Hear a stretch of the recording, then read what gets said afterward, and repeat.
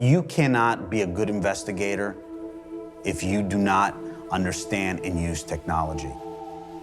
Now, everything that we do involves this. We'd need a specific forensic tool to break that encryption for us to get that information out of that phone.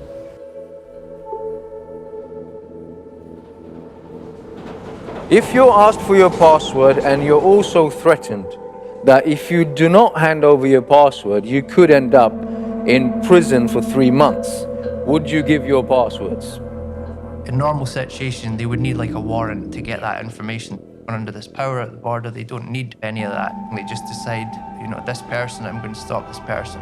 Now, these are powers that are capable of being misused, and most powers that are capable of being misused will be misused.